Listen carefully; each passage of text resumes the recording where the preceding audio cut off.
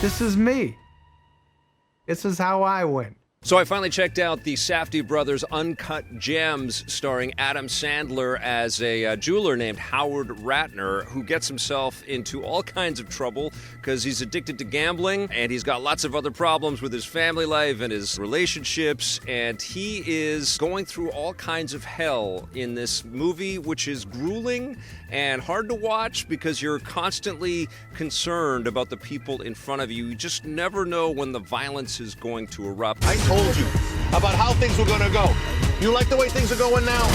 I have to say that Adam Sandler is extraordinary in this movie. It's one of the best performances of 2019 for sure, although it's just hit Netflix now in 2020. But it is unbelievably solid work from this, this actor that's done a lot of goofy, silly, disposable stuff, but he has a real dramatic range and he's got a real hyper energy kind of quality to him that kind of helps to define this jeweler, which he kind of feels like he's a pinball and he's just bouncing off of the things in his life. He has his own shop and it's overrun by a bunch of people that are like just trying to get the best deal that they can. There's some stolen stuff that they're trying to sell. He's friends with this guy that he works with, played by Lakeith Stanfield, who brings in some people for him to sell to, but also some stuff that maybe has fallen off the back of the truck, as somebody says in the movie. He's got a relationship with one of his co-workers, and he's got a terrible relationship with his wife, and got this crazy gambling issue, and he is making some bets that may come back to hurt him. That's the dumbest fucking bet I ever heard of. I disagree.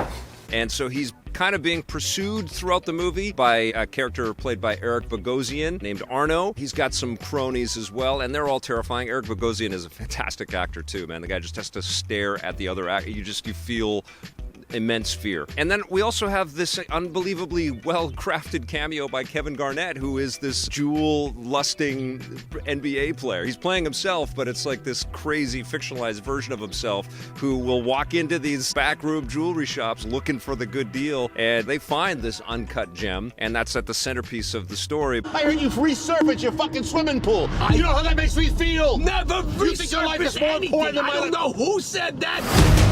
It's very dark, and it's very... There's some really, funny, uncomfortable moments as well.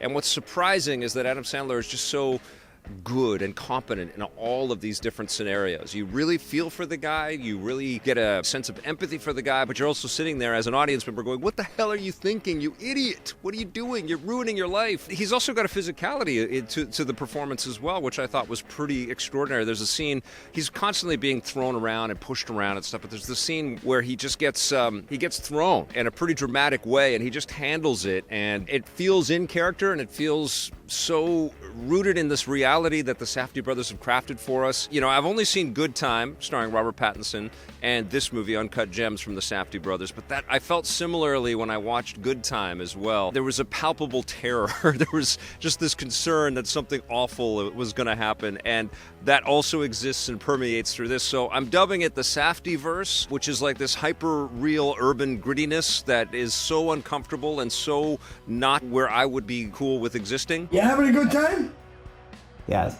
There's just lots of gaudy, shiny, crazy clothing and jewelry and all kinds of just really over-the-top stuff all in the background. Within the shop, lots of gold and silver, and everywhere that Howard Ratner seems to go, it's just filled with a projection of wealth and success. And, there's such texture and such detail that it looks like they shot a lot of the movie with not enough light, so there's a lot of film grain, there's a lot of stuff on the screen that makes it look dirty. I mean, the movie looks dirty. You can almost smell this movie. You can smell the sweat on the people. You know what I'm saying? Like, it's so tactile. And it makes, for me, personally, a very difficult sort of watch. Like, I'm watching the film and I'm just riddled with anxiety and concern for everybody. Game night, you should be stretching out. What is he, a coach? Nah, he's just a fucking crazy-ass Jew. Man, it's an unforgettable movie. I think it's an unbelievably well-made movie, and I think it's a real crying shame that Adam Sandler isn't one of the nominated actors at the Oscars this year. Give me another shot.